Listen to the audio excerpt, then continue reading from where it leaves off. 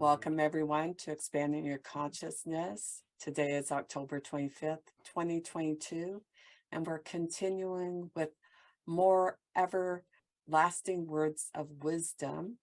We really enjoyed doing it last week, sharing poems and excerpts and proverbs.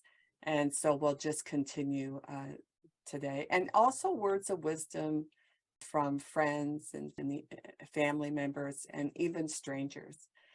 So I'm going to begin with words from a friend of mine, Heather Frank. And Heather, I met her because I was actually volunteering as a caregiver, but eventually I did work for that agency. And Heather was physically disabled, and I would go in as a volunteer and help her with her reading skills. And we became very good friends, and I would help her when she was participating in the Olympics for the disabled. And I was like a coach for her. She was in a wheelchair, so I'd help her when she was doing laps in their wheelchair around the track and that sort of thing. So anyway, I knew her for several years. We were very good friends. And she passed away having surgery in 1995. But when I think about my relationship with Heather, there is something that often comes to my mind, especially when I'm going through a difficult time. And that is when I would say to her, oh, Heather, I'm having this problem at work, or, this is a big issue here. She'd say, you'll work it out. You always do. And even to this day, I keep that in mind. When things become quite challenging, I remember her words of wisdom. Does anyone have any words of wisdom from family and friends that they want to share? My dad used to say to us as children, children should be seen and not heard. Are they words of wisdom? I hope the exact opposite. That's all I could think of that my father said to me. How many kids were in your family? Two. Two. Oh, there was five. Oh, there was five in my family, including myself. Yeah, seven So of us. Yeah. it got quite noisy for sure. Yeah. My mom, I remember once I'd broken up with this woman, and we were gonna get married. We were engaged, and but we split up. But it continued to kind of have. It wasn't so easy to just let go, right? And so we still talked to each other. And I don't know. One day she said something, and I was really angry. And my mom said, "See what's happening?" She said, "You're letting her influence your mood, and you shouldn't let anybody do that. You should be aware that you're allowing this to happen." Like that was the gist of it. It was like you're allowing yourself to be influenced by this, and that you should get over it, or just ask me to just pay attention to what's going on here. But it's you that is doing this. So Yeah, you're in control.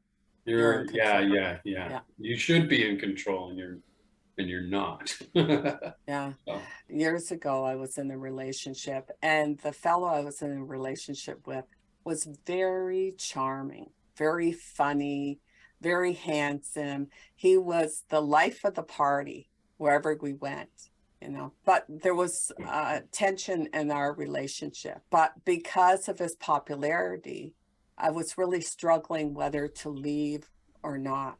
And of course, when I'd mention it to my sisters or other people, no, he's such a nice guy, blah, blah, blah, right? But my mother, who wasn't a person that often shared, a lot with people, even her own children, I remember her saying to me, if you're not happy, leave. And that has always stuck in my mind. If you are in control. Don't worry about what other people think. If you're not happy, you leave. So there you go. Sometimes our parents will say things that really stay with us that are important to remember. Okay. Anything else that people would like to share? Just a reminding, I forgot all about that. When I was in college and high school, I just remembered I had 2 booklets with poems I wrote myself. And now I understand, also as you said, Diana, it's about expressing feelings. You can't put your finger on it, and you have to read between the lines. It's not the words itself, it's beyond the words that is trying to push you in a certain direction. So for me, poems in general are inspirational, motivational, more than expressing knowledge. It's not about that. It's the behind the words, between the words. And was this something, though, you felt when you were writing your poems that there was a certain feeling or message between what you were writing? Because you were talking about your 2 books of poetry. So I was wondering. So seeing that you mentioned that, I actually wrote a few things. I'm not really a poet, but I just wrote this today. I was going through some journals of mine. So I took some exercises I started doing in 2020 because I was doing this in the master's and reading a lot. And I was also following Jasmine, some of her work and taking, doing some of her exercises. And one of her exercises is to take some negative experiences in your life and just recognize them and kiss them away, right? So I wrote this: kissing old ways goodbye. I kissed away all shame and embarrassments. I kissed away all frustrations with myself and others. I kissed away all hungers and old bad habits. I kissed away all criticism of the other and self. I kissed away all thoughts of limitation. How successful have you been? Pretty good, actually. I can vouch for her. Thanks, Dave. Things, they just roll off you like water off a duck's back. A lot of the times you get something happened but then that's it. Once it's over, it's over. Yeah, usually that's the way it is. Dave might be referring to my frustration today when I walked. Well, that's an example. And then, you were mad at this guy for what, 5 or 10 minutes, and then that was it. Yeah. And got on with it, kissed it off. The big kiss off. It is the kiss off. There we go. Yeah. So, and then I wrote this one called The Wisdom Keepers. Who are the wisdom keepers? Take a look in the pond and see. One who has sought to learn the mysteries of life, one who has found the sources of strife. There is no one like those ones who have discovered an illusory world. Like Plato's cave of shadowy picks, the wisdom keepers know the tricks. Anyway, I wanted to get into the idea of illusion and being seekers of wisdom. And we know that there are others, and even, and if you want to say the dark side of things, they have their own wisdom and own information that they keep from us. Anyway, any words that people, Dave, did you want to share something? Sure. I was just trying to stay with that vein a little bit. Oh, I like this one. Okay, so this is a quote, famous person, and he said, one of his many quotes was, live in such a way that you wouldn't be ashamed to sell the family parrot to the town gossip. That was Will Rogers. Get it? Yeah, that would be impossible.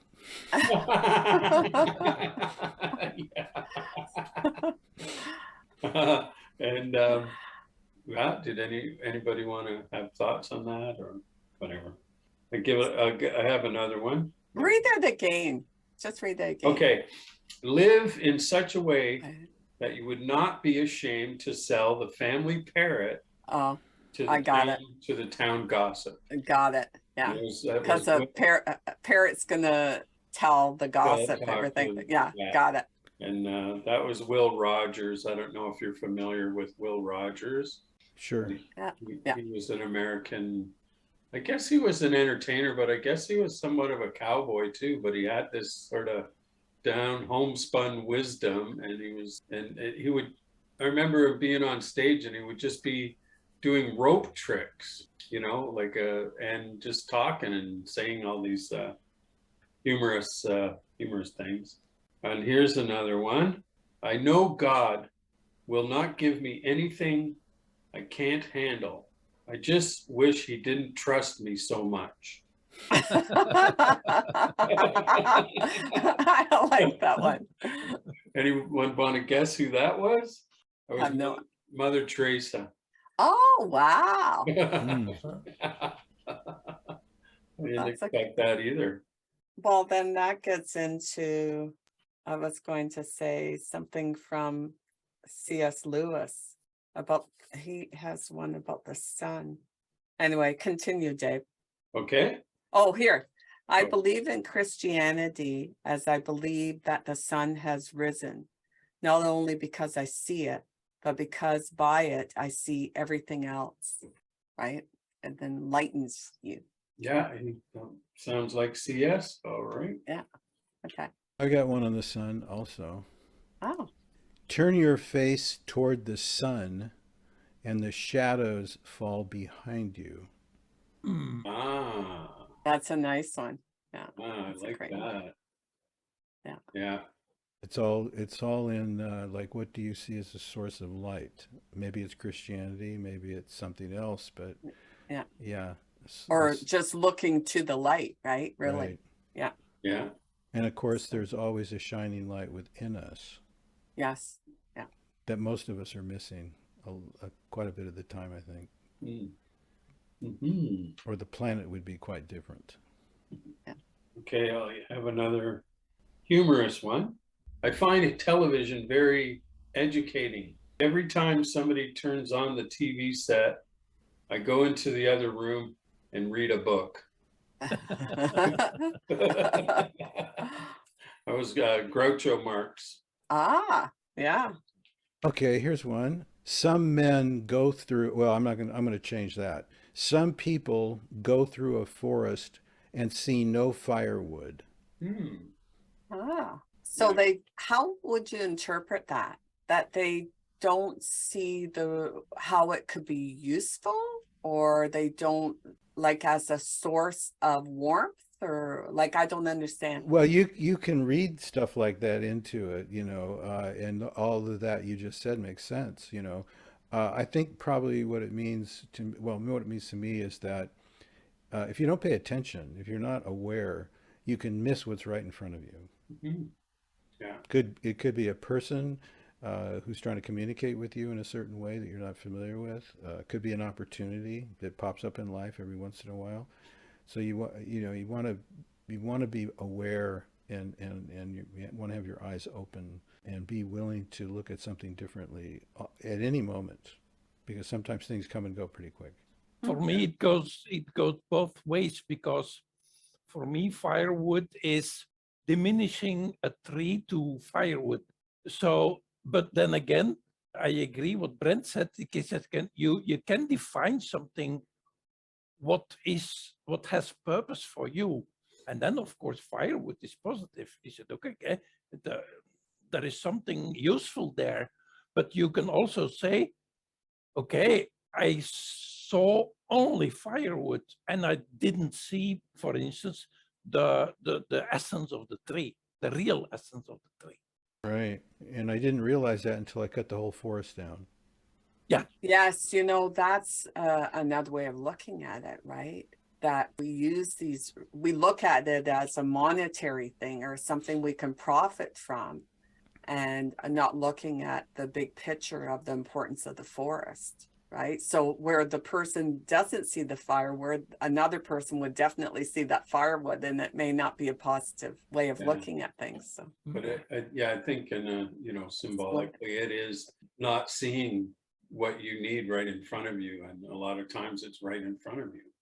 Because you're, And then on this planet, we have people that are filthy rich with billions of dollars, and we have people going to bed hungry every night and don't have any clean drinking water.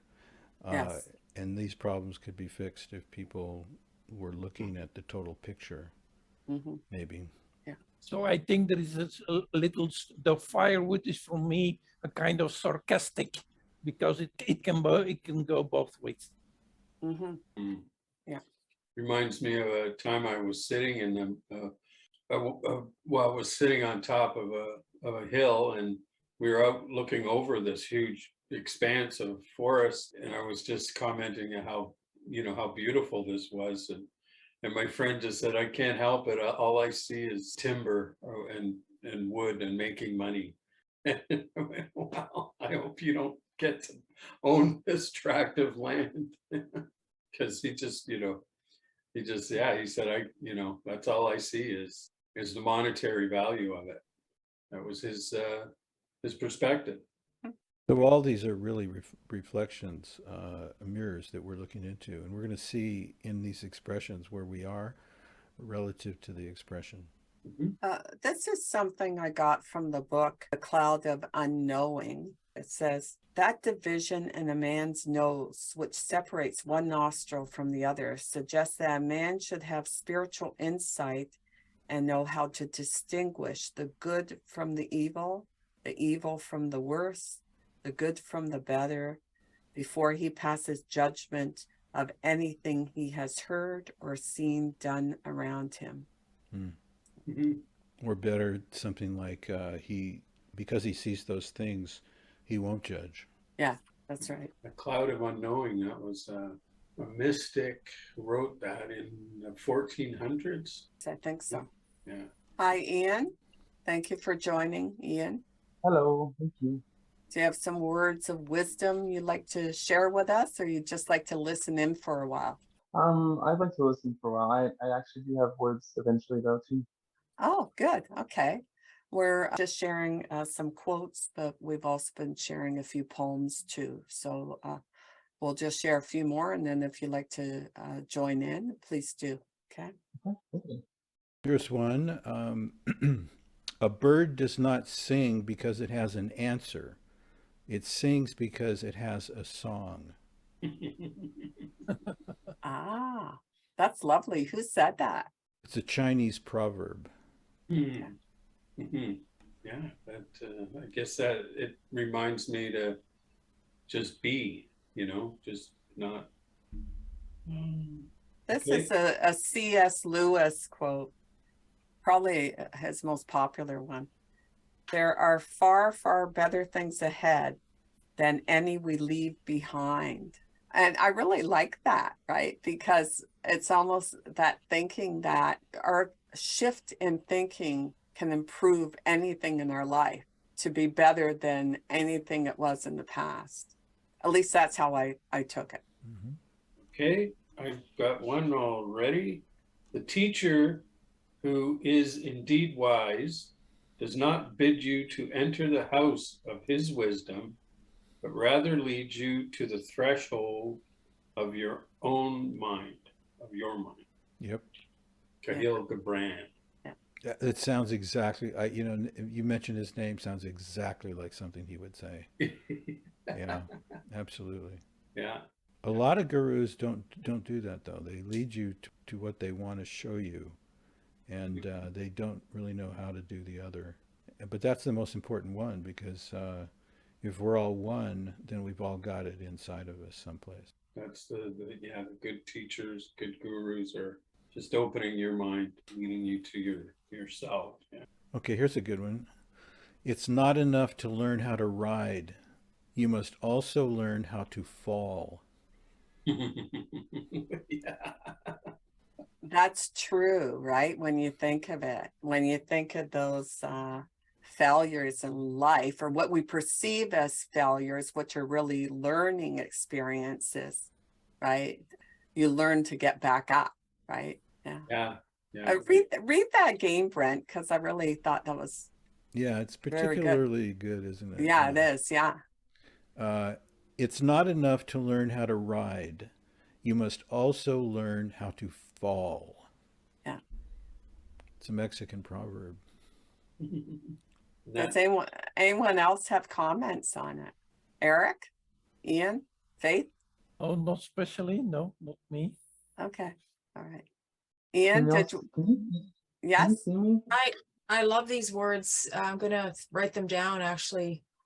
What we're doing with some of these is we're actually putting them under the video. So if people want to print them off, they can do that. Any other ones? Dave?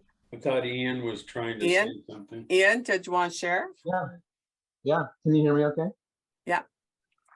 Okay. I love that proverb.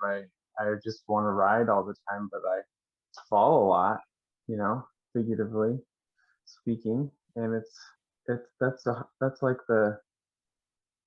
feels like the hardest part. That's where the pain is at, where flesh meets pavement and mistakes and like hurting myself and others and like learning and getting back on a bike, like going into a situation where I've felt pain before and choosing to go back into that situation again is like, that's scary, but seems to be required over and over again in many different ways. So yeah, I think I expect myself to just ride without wrecking. I expect to get to a point where I am perfect, and it hasn't happened yet. So I'm not counting on it happening ever. Maybe imperfection, seeing imperfection as a learning experience is part of being perfect. Yeah, I mean, if I think perfect is something to be achieved that isn't already here, then it becomes like a resistance to what is. But if I accept that things are as they are, then it's like, oh, everything already is perfect. But I forget that pretty often though. Thanks for letting me share. It's fun. I love talking about poetry. It's like my favorite. So do you have some poems you wanted to share? I have one that I wanted to share at least. Okay. The more you react, the more you unconsciously repeat the past. The more you pause and respond, the more you consciously create the future. Practice the pause. A person who pauses before reacting is a very powerful person. And that it comes from looks like a Twitter page called Mind Tendencies. That's the only source that I have. Yeah, that's excellent. It's true. If every human being on this planet could learn to pause, that would be great. Right? So, wow. Quite Yeah, wise. it's hard for me. I think I rush. I try to do things quickly really often, and I'm especially learning that with my body right now. That it's very injured, and what it needs is a lot of slowness, and it takes like I have to pause and think to myself, how am I going to lift this weighted blanket right now? Am I just going to do it, or am I going to pause and think about how I'm going to do it beforehand? Mm-hmm. And that pause saves me a ton of pain, and everyone else too. If I'm in a conversation and I just jump to say something as a quick response, it's like way more likely to be hurtful than it is to be helpful for anyone. Yes. Yes, that's something I guess we all learn over time, right? And sometimes it's just reminding ourselves that this is just a little conflict right now, and tomorrow I may feel differently about it. So sometimes just waiting it out is an important thing to do.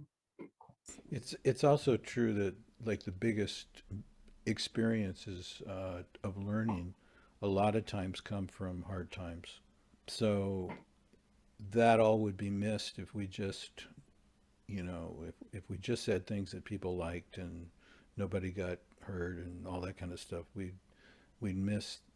We wouldn't even know about the parts of us that needed looking at to grow, you know. So it's too bad that whoever set this up, you know, had bad things happen, you know, set it up for bad things to happen. Why can't we all just be in bliss all the time? But that's not the way it was set up. So because of that, we might, you know, I don't know. I would rather be honest with myself about expressing myself in that moment than worry about whether it was going to hurt somebody. Because, I mean, if it, not that I would intentionally want to hurt anybody, of course, but I mean, you know, you can overthink things, and then people try to be too polite with each other sometimes, and they're not, I don't know, that seems very boring to me. But being ourselves, if we just be ourselves and say what we want to say and not be too preoccupied with what other people might feel or think, I think we would be helping ourselves at the same time, because how else, without getting triggered into that stuff, how else would we know it was even there? Yeah, I think what I should clarify, because I think you're right. Like, we should be able to express our thoughts, but sometimes we react with personal attacks, or the other person react. You understand what I'm saying? So sometimes when those type of thoughts come to mind, I think it is important to pause, right? To really think it out, because that's the type of thing that's hard to retract, right? You know, if you have opposing views on something, that's different. Yeah, I agree. I think if I react as opposed to respond, reacting for me, that word means like it's like when the doctor hits your knee with the little rubber thing and your knee just kicks. It's like it's not, I'm not choosing to, I'm not intending to. It's like my emotions are choosing for me what to do. Like my unconscious mind is choosing for me, and I don't even really get any input, you know. Yes. Like, but when I respond, that word to me means I take a minute to really, like, I love what you're talking about, Brent, with like being true to myself, because I think the more I respond, the more true I am to myself, and the more I react, the more I'm true to like my past self, like my hurt inner self. It's like a part of me that I accept sometimes, and it's a part of me, but it's a part of the old person that I'm putting to death intentionally over and over again, of being like, nope, I'm going to choose not to be that person. I'm going to choose to pause and become someone else, basically. Become and act in a different way. Choose to have different coping mechanisms and that kind of thing. So, but I love tying it in with being true to yourself. That feels super important, because I think I overreact to be like, well, let me pause for 2 days and just not say anything for 2 days, and like, and then just not say anything, any of the things that need to be said inside of me too. So yeah, I love both of the things y'all just said. Mm-hmm. So we'll continue with some other words of wisdom. And this is something when I was doing the Saint Germain and Ascended Masters readings in 2020, I was going through my journals, and I wrote some of the quotes from those readings, and this was one that I had written down. Life in all its activities everywhere manifests, is God in action, and it is only through lack of the understanding of applied thought and feeling that mankind is constantly interrupting the pure flow of that perfect essence of life, which would, without interference, naturally express its perfection everywhere. Hi, Kenny. I can. Thanks for joining. Hi, Susie. Hi, Susie. Nice to see you. We're just continuing with our words of wisdom, Ken. And we have Eric, who has joined us, and Ian, who has joined us as well. And Eric is in Belgium. I'm not sure where Ian is, but thank you to the two of you for joining us. Thank you. There we go. Do you have some words of wisdom you'd like to share with the group? No, I'm all ticked. I'm bent out of shape and warped and bitter. Oh, we You were came just here for guidance. we were just talking about that sort of thing. Yeah. Oh, See, it's, one of the things that Buddha taught is that when you're like me right now, you can't think because Ah, you're too bent out of shape. ah, So in order to think, you got to get a clear mind again, and that means a calm, peaceful mind. So there's all kinds of training how to get a calm, peaceful mind. And I'm one of the people who trains people. Ah. Well, you'll be very interested in one of the things I read a minute ago. So this will be for you. okay. It's not enough to learn how to ride. You must also learn how to fall. Oh, yeah, good one. That's as a martial artist, I'm familiar with the concept of falling.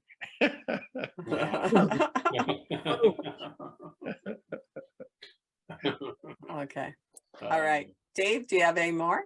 Yeah, because of Ian, no, yes, Ian, his idea of pausing before you react, and that, I mean, it has a lot to do with the anger.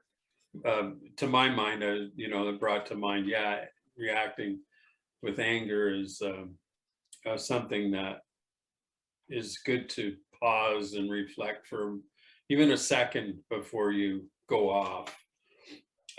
But anyway, there was one of the quotes I had that has to do with pausing, and I'll lay it on you. Okay, whenever you find yourself on the side of the majority, it is time to pause and reflect. Mark Twain. Ah, yes, that's right.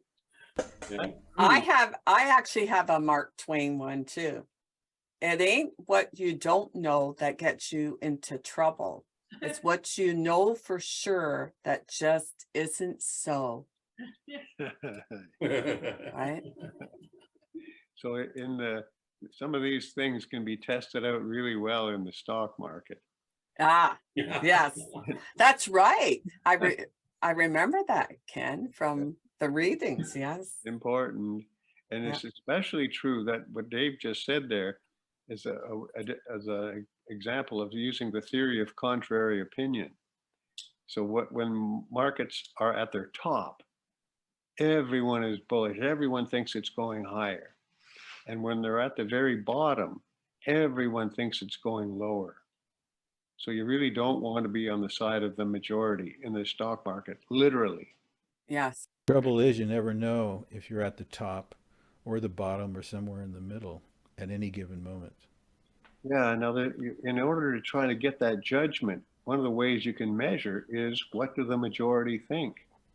Mm-hmm. So for example, right now, actually maybe more last week, the majority, far and away the majority actually, were really bearish. They thought the market was going to go down right now. And of course it had a rally. So what has to happen now, according to that theory, is that negativity has to be drummed out of the market, and they have to go at least neutral. Then it'll continue to go down or whatever it's going to do. Some of that is based on chart reading, where somebody will look at a chart and see if they can find patterns, and then think that pattern is being repeated at some point in the future, and then the next instant it changes directions. This Mick Jagger said it really well. He said that someone asked him if the Rolling Stones had progressed at one time, and he said, I don't really think a progression really exists, because at any given moment, you never know whether you're going forwards or backwards or sideways. And that's really true. I mean, at any given moment, like if you were talking about the stock market, at any given moment on any day, on any week, on any month, or any year, you can say, okay, what's it doing next? And it's like trying to figure out what your next thought's going to be before it enters your mind.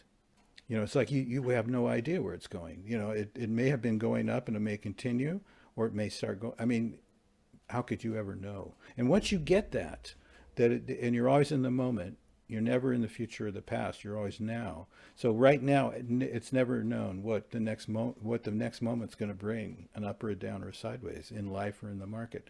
So once you get that, if you can remember it, that takes a lot of pain out of trying to figure things out like that. I have another quote. Sure. This is from Thich Nhat Hanh. Go back and take care of yourself. Your body needs you. Your feelings need you. Your perceptions need you. Your suffering needs you to acknowledge it. Go home and be there for all of these things. And who was that from, Ian? Thich Nhat Hanh. Thank you. And Wow. so why did you choose that one? Like, what was it about it? I guess because you were talking about some of the physical pain that you have and emotional pain. Is that right? Yeah, I'm in a season right now where I'm really learning to listen to what my body's telling me and my Yes. feelings, Yeah. and to be able to honor them instead of just honoring other people's feelings and other Yeah. people's needs. Yeah. So yeah, it's really, and I love that he says go home, that like go back and take care of yourself like that. One of my favorite concepts right now is that the body is our home. That it's like it's where we live. Wherever you go, there you are. And Yes, that's right. and but it doesn't always. My body doesn't always feel like home. I think that's why it resonates, is because I think it's been a hostile place sometimes, not a safe place, and it's becoming safer and safer, more homey and comfy and cozy. So yeah, I think that's why I picked it. Okay. Any other comments from others? Can I hear that one Yep. again? Because I missed it the first. It sounded like a Buddhist priest was a Buddhist monk was telling us to love ourselves. Did I get that wrong? No, you're right. Yeah, I can read it again. Go back and take care of yourself. Your body needs you. Your feelings need you. Your perceptions need you. Your suffering needs you to acknowledge it. Go home and be there for all of these things. Thich Nhat Hanh. I missed it again. There's some word you're saying there that I don't quite understand it. It's the very last word of a couple of sentences. So he says, Okay, well, I can read it again. I think there's so much in there. So I'm yeah. Go back and take care of yourself. Your body needs you. Your feelings need you. Your perceptions need you. Your suffering needs you to acknowledge it. Go home and be there for all of these things. Get it that time? Got it. Yeah. Okay, cool. So why, I guess you're thinking because usually in Buddhism, they don't focus on the body or the self. Is that right, Ken? See, I'm still not sure what he's actually saying. It's all mysterious. At first I thought he was saying we should love ourselves, but that's not what he's saying. He's more saying, pay attention to different things, your feelings and your suffering and things like that, and to really get to know them. But that's not self-cherishing. See, what I was concerned about is that he's talking about self-cherishing, which is very, I say that's a negative. You don't want to do that. So, but I don't think he's saying that, because I know Thich Nhat Hanh is an extremely wise person. He doesn't make that many mistakes of Buddhism. Okay. The first sentence is take care of yourself. Yep. Not the self. And it doesn't say love yourself. It says take care. So you take care of yourself. You take care of your dog, your cat, your family. We take care of ourselves. That's good. Eric, do you have any comments on that? I think the central thing for me, of course, is go home. And that means in Buddhism then, and for me personally, is go or stay with the things that are there in the moment you are there. And then he describes your body is there your feelings is there, your hurt is there. And he said, these are important because that is home. And it's not about, okay, this is your reality, but this is describing the reality, and try to go to the center of all it, again, home. Ian, any comments? I think it's a way of describing your, paying attention to your being, being aware, and taking it home into your central being, and coming from that peaceful mind, maybe. Yeah. Ian? Yeah, I think peaceful mind sounds right to me, and like the being aware of the moment. I think if we're wanting to take care of anyone else, I think receiving love from the universe, from whatever you want to call it, is where we get our energy from. To be able to receive, and then to be able to give, and to breathe out after we've inhaled. So yeah, I think that seems like it's the moment. I mean, and I think this quote is just half of the moment of it's just having to do with the inhale of receiving, I think. And then Thich Nhat Hanh, of course, talks plenty about taking care of the earth around us and people around us too. But this quote is about the inhale, receiving that love and that power and that energy, so that we can then exhale and take care of others and things around us with our exhale. That's my interpretation of it, at least. Thank you. Faith, do you have any comments on it? Okay. No, I'm just listening. Okay. All right. I'm thinking about sort of like the senses, to that, how fortunate we are to not take it for granted, and for sight to see what is to give, and for hearing to hear what needs to be said. Simple. What I like to share also is I have a blog that's not poetry, but something I write. But it's not about the blog. The blog is when I have a question, or a specific one, or a general one. I'm just wondering, how is this? 95% of the cases, I go to sleep with that question, conscious or unconscious. And in the morning, I get the answer. Meaning, that's what I spoke of with Diana, that connection with, I will call it in the saying here, home, that when I wake up, I just open my eyes, and within a few minutes, that answer is there. I doesn't say it's a specific answer all the time, but it's the next stepping stone. And that's why I use that blog, not for anyone else, but there I express what the insight was. And then that's the words of wisdom. I'm not saying, oh, I have to write a blog today. I have to find something too funny or clever. The words come to me every day. Wow. That's what I wanted to add here. Yes. Yeah, I found that technique to be very effective myself. Also, is to sleep on it, and then whatever works on it, like your subconscious, or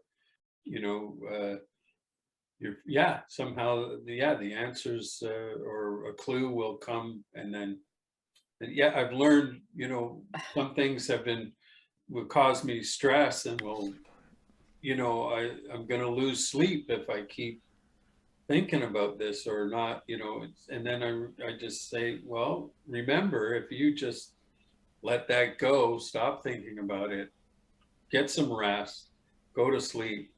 It's amazing how well the subconscious, or whatever happens while we're sleeping, helps you, guides you, or helps. That it's definitely and then that's a lot more effective than trying to resolve it And then I refer to the inner voice we all have. If we allow the inner voice to speak, then whether it rhymes or not, that is poetry for you, because it's inspirational. I was deciding once whether to buy a bed or not, and so I decided to sleep on it, and I had my answer the next morning. You know, though, Brent, I should share this because Dave has Dave has witnessed this. Okay, the fellow that I help out, he has one of those Android boxes, and he's really addicted to it and all this sort of stuff. And he's always, you know, if they shift whatever the software program is, and he can't see his movies, you know, he gets upset about it. Anyway. So I'm like semi-techie, okay? So I'll go there, I'll try and fiddle with it and try this and try that. And I go, look, I have to go home. So I'll go home and Dave will say, oh, how was so-and-so? I don't say a word. I go to bed, I sleep, even if it's like 30 minutes or 45 minutes or so. I get up, I go, I know what to do. I go back and I do it. Right? It's happened a couple of times where the answer, I guess my higher self is more techie than I am here. Anyway. Yeah, and although Brent, what he said about the bed is very funny, of course, but in essence, it is true. The answer, the bed is already there. Looking for the answer that you need to understand. I learned that, but you have to process that. The answer and the question arise at the same moment. For instance, when you look at a street, the left side and the right side are not separate. They both arise at the same time. What we forget, and that's our inner voice, is our counterpart that says, okay, you have a question about the left side of the street, but look at the right side of the street, it's already there. So if you have a question, duality states that there must be an answer. But we separate all the time, in linear time, the answer and the question. But duality is just saying the opposite. It said, no, if there is left, there must be right. They arise at the same moment, totally. Left is not less than right, right is not less than left. So the answer must be there. You must only be open for it. Yes, I've heard the saying, the answer isn't separate from the question, or a solution isn't separate from the problem, right? It's within it, right? So yeah. Let me ask a question. How can you actually use that? What's like, I hear the theory and it sounds really cool, but how do you actually use it? Okay, I can explain that, but it needs work. You have to understand the mind. How I explain the mind is you have the internet and you have the computer screen. For me, the mind is the computer screen. You have hands and feet and ear, and you have a question. So you type in your question on your screen, and then you see, talk, talk, talk, this is my question. You enter, but the internet has the answer. But the internet has no interest in what answer you need.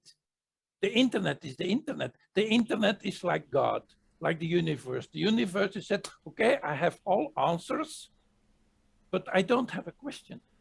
The internet is everything, all that is. So what you need to do, and the technique you need to learn is, okay, you need, okay, symbolically, you have to change your mind from a standalone computer to a terminal. And that's what Diana said. Okay, I don't have the question. I feel separated. I don't have the answer. Okay, I feel like a terminal, like a standalone. no connection, stop, go to sleep, connect, become a terminal, and the answer will pop up. That's the symbolic way how to do that. And our internet, in a sense, is just like what's within us. Yes. Yes. So I mean, you're giving, maybe going to sleep gives a chance for it to percolate up to the surface, but it's Yeah. coming from within. Yeah, that's why Jasmine calls it the internet, not the internet, right? To connect with it. And what you need to understand that the second thing is the mind is the one who asks the questions. You are the terminal. So your function, your mind function is not to provide the answer. Your mind is a tool that provides the question in order to get an answer, in order to get an experience, not to get the answer, to get the experience of receiving the answer. So what most people are learned in school, you must find out it on yourself, but then you become a standalone. Don't do that. So skip the definition that we are separate, that we are a standalone computer. Be silent. Don't react, as someone said. Wait for the response. But waiting for the response has the inner definition that answer and question are there at the same time. That's the setting. So change your setting from I don't know it, only me, Eric, here is a tool to raise a question, and that's it. Yes. Ian, sorry, Brent, did you want to say something? So, Eric and anybody else who wants to try that technique, here's a question for you to get an answer to. Why is there something rather than nothing? I await your answers. So I want to clarify. Are you saying that, so this is a question to Eric. I'm trying to understand your analogy there of the computer and the internet and the standalone. So it sounds to me like you're saying we're pretending we're a standalone, or our false understanding is that we are a standalone, but in fact, we're really connected. So we're connected to something that has the answer, but we're somehow not connected. Wait a minute, now I think I'm getting lost again. Not getting the response we want, not getting the answer. Okay, so what is it that's not getting the answer? Is it the standalone? Oh, that's mystery, because I think Brent is trying to tap in the mystery. I will try I don't say I have the answer, but that is what's arising from me here. When you add left to right, up with down, in with out, what is the sum? Nothingness. Because if I go 1 meter to the left, plus I go 1 meter to the right, where am I? In the middle, nowhere. So that's the meaning of silence, nothingness, because, as I said, the internet is nothingness. When you have all questions and all answers, that's the internet. In order to have an experience, you may do it one by one. You have first one step left, the question. And what happens if you go one step to the left? Automatically, because we are in a dual world, right will appear. That's why we do that. That's why the mind asks a question. The mind is not an enemy that is blah, blah, blahing. It's just, okay, my function is to go left in order to arise right. So the mind says, okay, and that's the thing again, if I go left to stay left, that is impossible. That is not how the setting works. That is not how the work works, because the world is dual. duality is not wrong, but we have to understand it in order to have the experience, the answer. We say the mind says that, but it is not that the inner voice says. The inner voice says, I want to express myself. So I need to ask a question in order to have the answer. And then summing it up, I'm back to square one, to zero. So does this go back to the biblical saying, seek and you shall find, ask and you will get the answers? That's what Brent said. The bed is already there. Yeah. So that means that we are the creators. By moving, by asking a question or taking one step to the left or whatever, we create the right or the answer or whatever. So basically we're creating our universe as we go, as we just do our thing from day to day. Is that right? What is a creator? I believe for myself, I am an apprentice creator.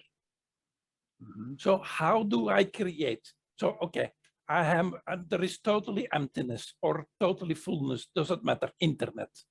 Okay, I want to create something from the internet.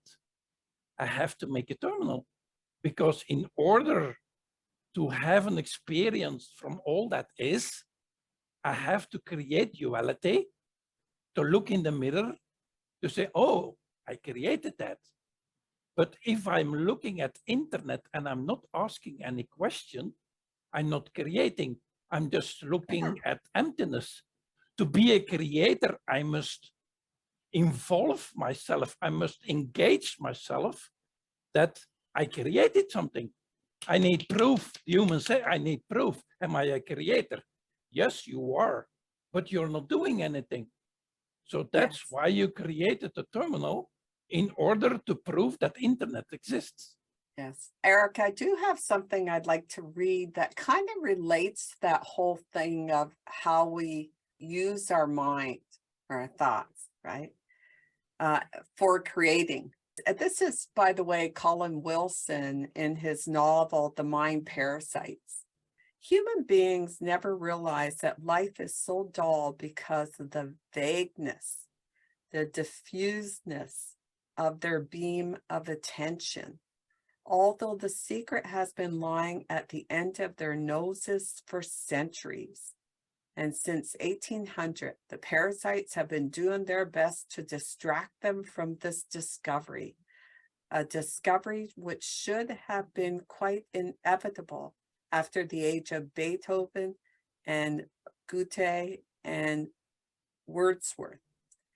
They achieved this mainly by acquiring the human habit of vagueness and the tendency to waste time on trivialities. A man has a sudden glimpse of a great idea for a moment. His mind focuses. At this point, habit steps in. His stomach complains of being empty, or his throat complains of dryness, and a false little voice whispers, go and satisfy your physical needs, and then you'll be able to concentrate twice as well. He obeys and immediately forgets the great idea. Because, we do have these problems sometimes, but we're so distracted by other things that sometimes we do have difficulty finding solutions to things. I just thought I'd add that. Any comments? Nail on the head that time, Di. What's that, Ken? You hit the nail right on the head. That's my eternal. So you guys probably can't tell, but I'm a bloody genius. I can't believe it. But I'm hungry. I gotta go eat something. Oof, there it goes. Yes. God. Yes. That's right. Yes. Right. Still chewing on Brent's question. Why is there something and not nothing? But isn't everything nothing? It's a perspective. In my image of the computer, you can look at the terminal but the terminal is part of the internet. No, it's a perspective. It's looking to the left or looking to the right. I'm looking to the internet, or I'm looking to my screen. In theory, my screen is part of the internet. So the question is, there is no question. It's perspective. So I'm just, Brent, was it like, why is there something and not nothing? Does this pertain to you asking a question and hoping there's an answer? And pretty much the answer always comes. It always isn't the answer you want or when you want it. But sometimes as you go along, you realize, oh, there it is. And that's what your question brings to mind, is why is there something? Something always comes up. Why is it not nothing? Because if there was nothing, I mean, there wouldn't be the internet, as Eric is talking. There wouldn't be the vast, what did Carl Jung call it?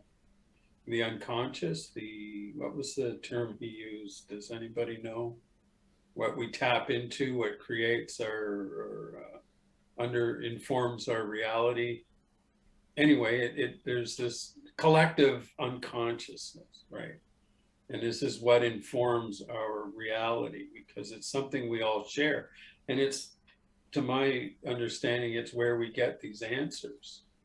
And where is that? What is that? What is this collective unconscious? Is this what we draw from?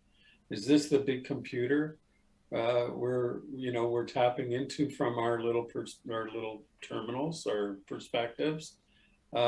Maybe that's kind of what I'm thinking you were getting at with that question.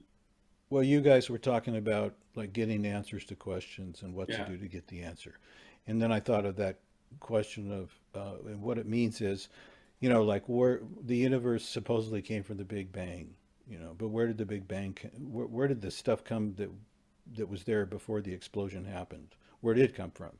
So, and it's like, there is something, there's matter and energy and all, and consciousness and all that stuff. But how did that get here? Where did it come from? Like, how did we get it?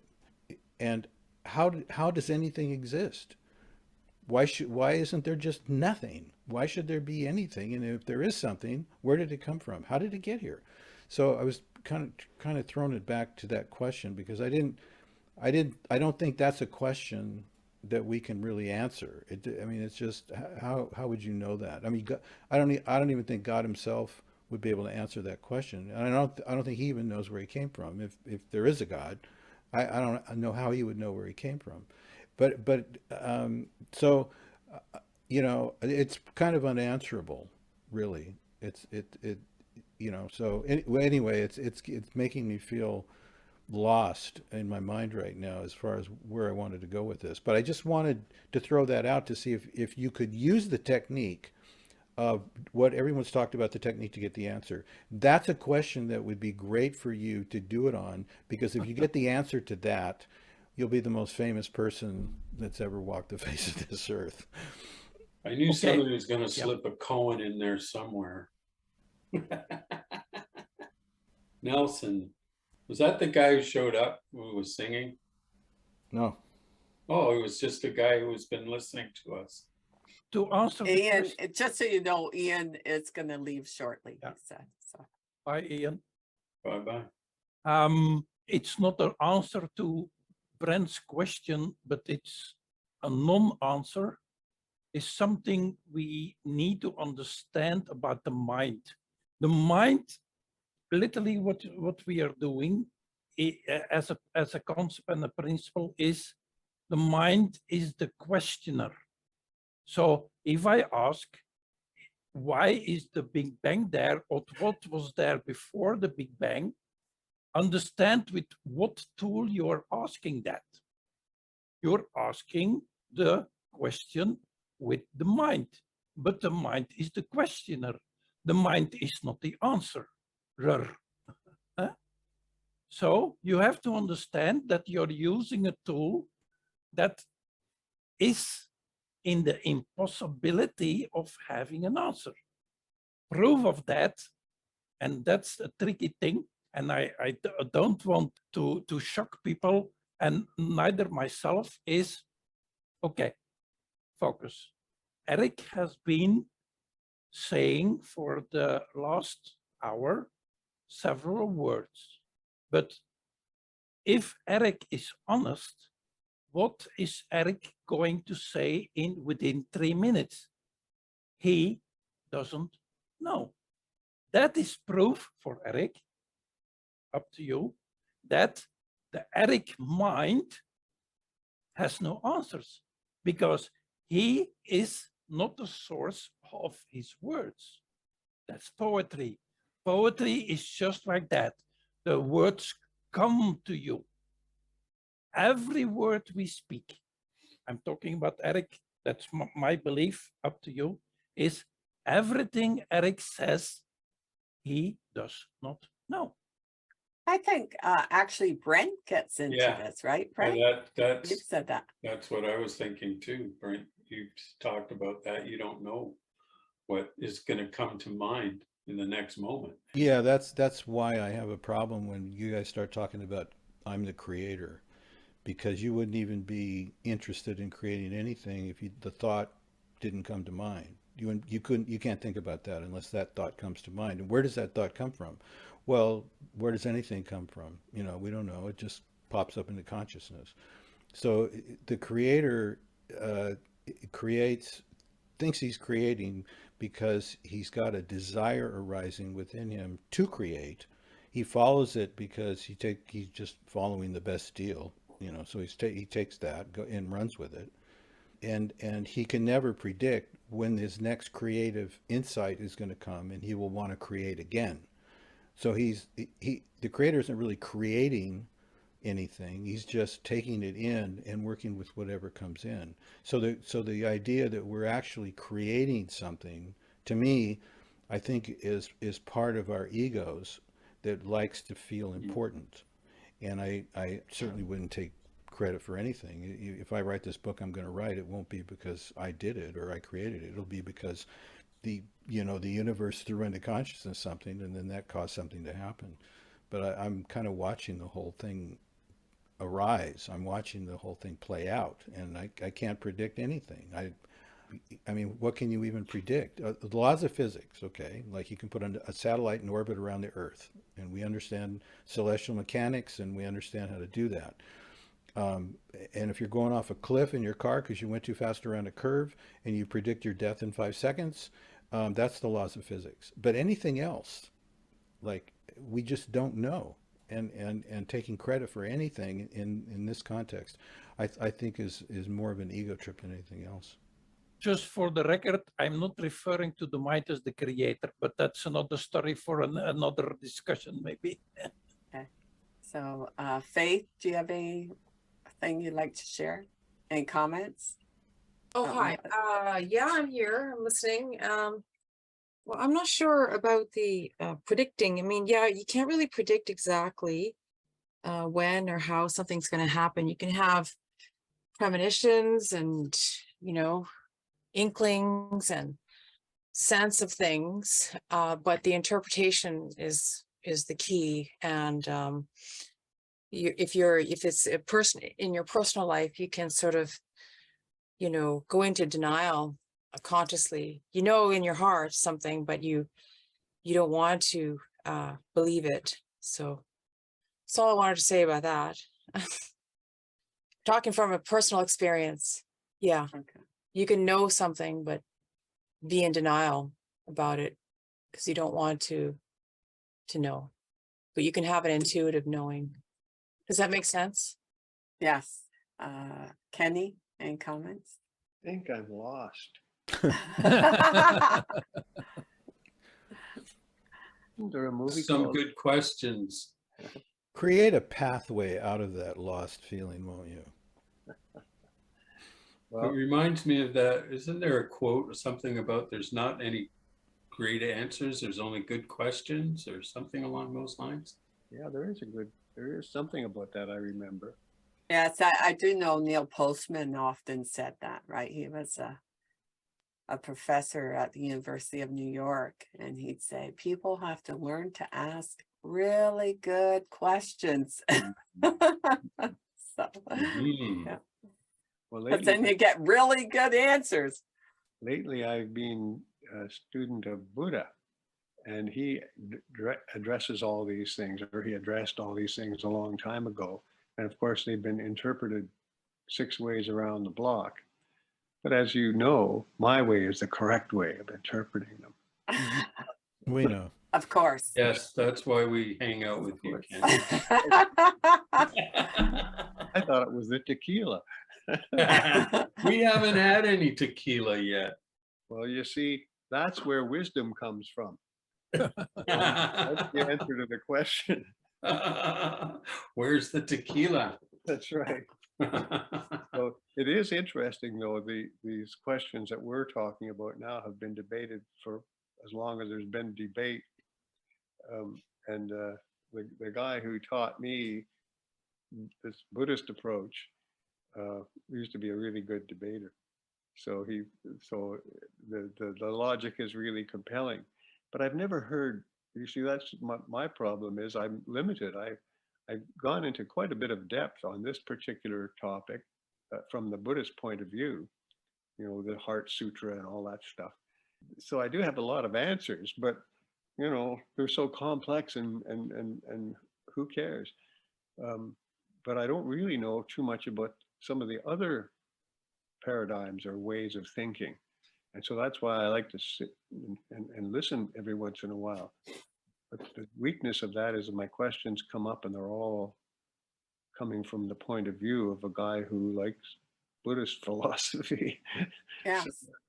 So if you know Buddhist philosophy, you know, the cones are the interesting thing. So that cone that Brent brought up about how do you know there's something instead of nothing, or what, you know, that I actually know the answer to that. But I'd have to write a 50-page article to explain it because it's so long and involved. It's because the world isn't what we perceive it to be. Yes. That's what the Buddhists, and it's really not Buddha. It was long before Buddha, when even when the cavemen were thinking, they were much more sophisticated in this kind of thing than we are. Their languages were more sophisticated, and they didn't have all the distractions we had. So That's like, right. can you imagine sitting in a kiva like 500 or 1,000 years ago in somewhere in northern Manitoba in the middle of winter? And what would you do? What would you do? That's right. You'd think. You would think. You Yeah. know, some of them got pretty good at it. Yeah. And they have lots of answers. So the one that comes to my mind is the dream time.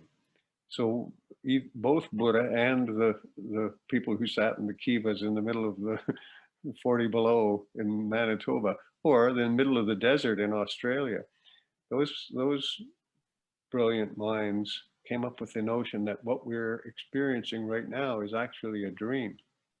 Mm-hmm. So what's a dream? Well, a dream is the creation of the mind. Mm-hmm.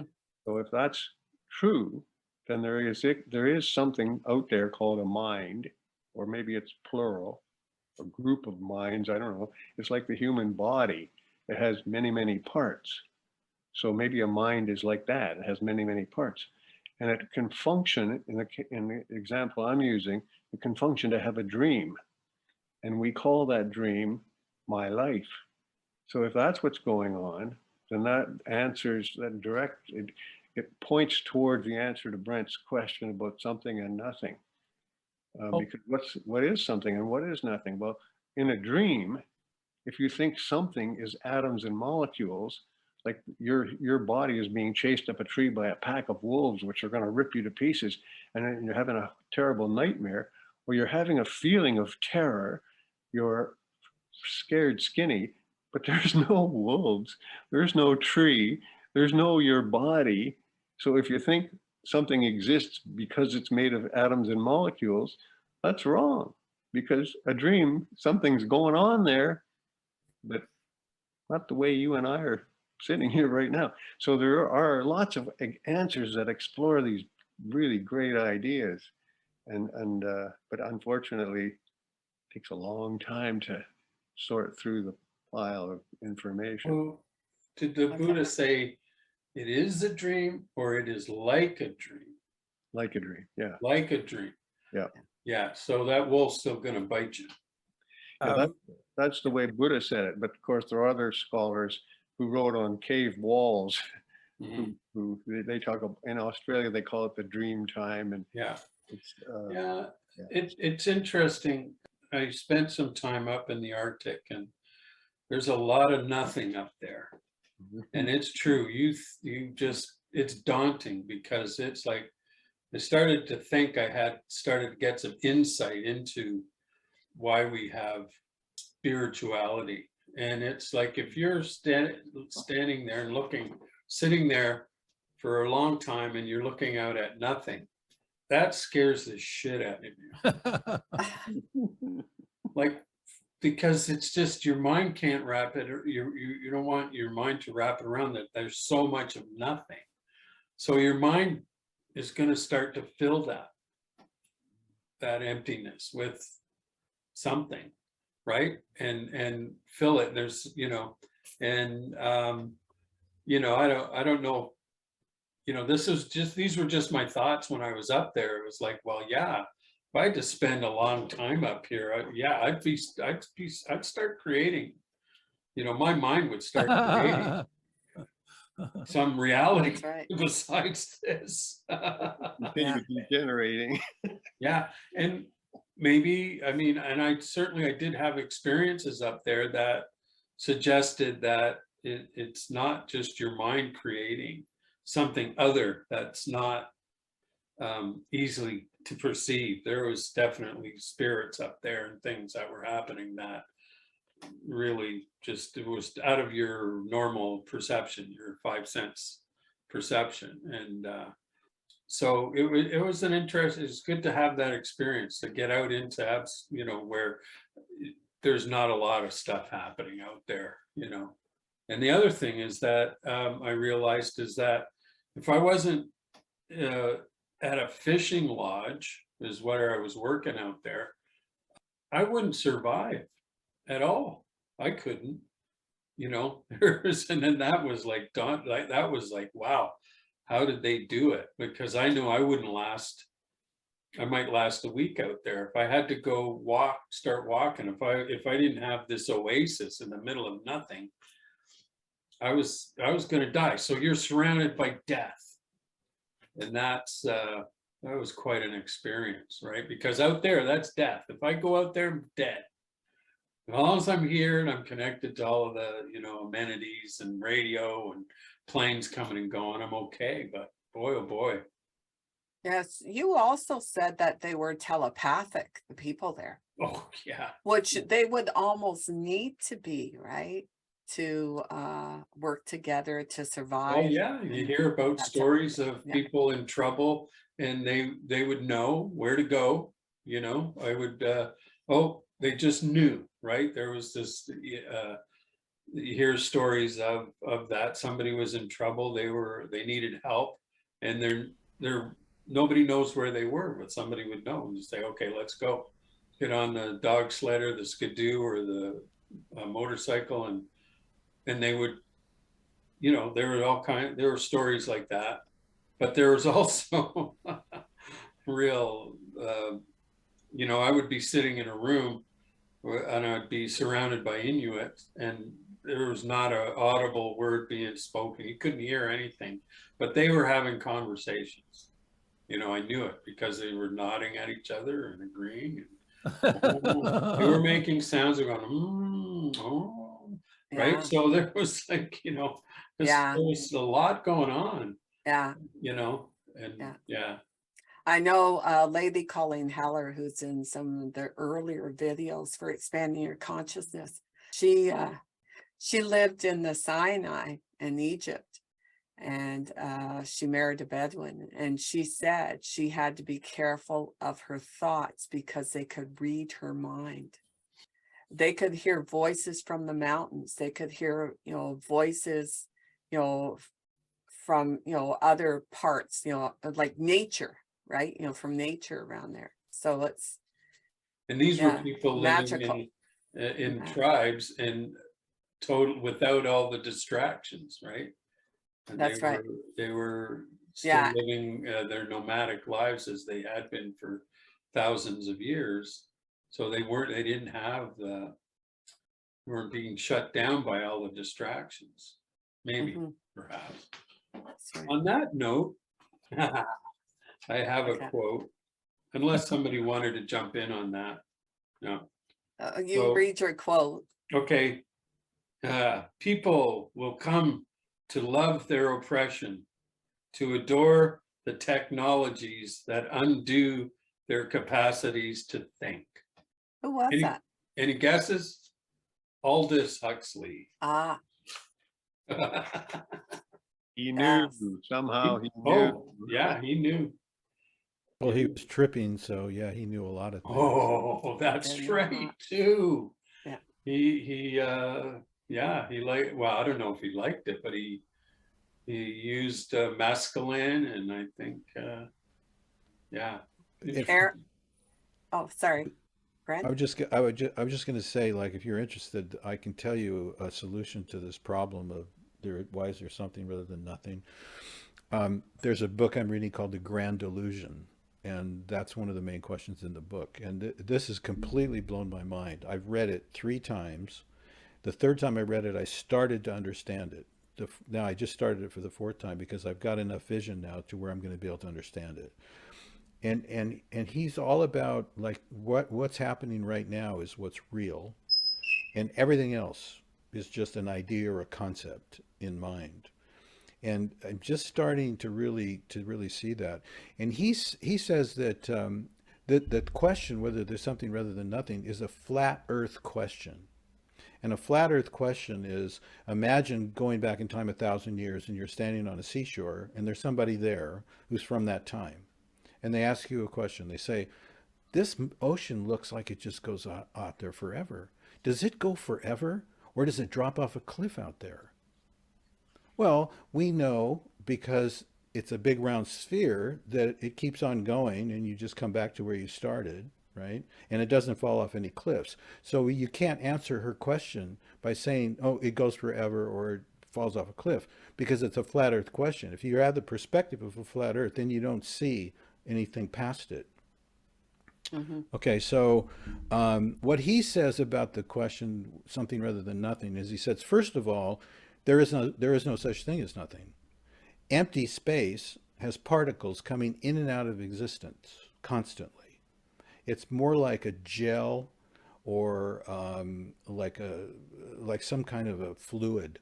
It's not empty, and we don't even know of anything that is true emptiness. If space isn't, then what the heck would be? So he says we get rid of that right there, and he says as far as there being something, everything that we see is our perceptual experience, and the perceptual experience is an inner experience of things coming into consciousness, coming into mind. And so that's what the something is, and it's vague, and it's like a dream, and it's kind of illusory, all that too. Things feel solid, but they're 99.99999% empty space, right? And so what looks substantial is an illusion, and what looks empty is an illusion. So he says it's a flat Earth question, and you can't answer it in the normal terms of how we would think that it should be answered, because it just doesn't make any sense to even ask it. It's a great book, by the way. I highly recommend The Grand Delusion. The Grand Delusion by Steve Hagen. Yeah, it's incredible, really incredible. Cool. Eric, do you have any comments? I've done enough of talking today. Okay. It's like 5:30 in the morning for you. Yes. It is. Wow. Yes, we've been going for an hour and a half, more than an hour and a half. But I do want to thank you, Eric, for joining us, for getting up so early in the morning to join us. That's wonderful. And, we Yeah. hope that you'll try and join us again. And I did want to talk to the group about a topic for next week. And one idea I had was looking at images, like sharing inspirational images. They could be photographs, they could be paintings, and just they could be pictures of yourself or your family when you're younger, but just Rorschach sharing tests. more what? Rorschach tests to get you to see what you see in See, something. It could be a lot of different It things. could be that. That It would could be that. interesting. But I think just actually that would be too. But yeah, if you want to bring some of those, you could. But I think I'm looking at Eric, and he's got a painting behind him. But things that That's can more, be one of mine. Yeah. Yeah, nice. yes, Yeah. But it was his halo. Yeah. Halo. Thought that was your halo. For Dave, it's the Arctic Sun. It is. Oh, Ah. nice. Right on. That's Well, great. this behind me, this is one of my paintings too. Okay. Well, thank you everyone for a very stimulating conversation. Like we went from quotes and poems to like these broader Big question. discussions. Yeah, big questions. So thank you very much. Yeah. And Thank you. good night. Thank you, everybody. Yes. Nice to Yeah. meet you, Eric, and see everybody. Okay. Bye-bye. Night. Bye-bye. Thanks, Faith. Bye-bye. Thanks.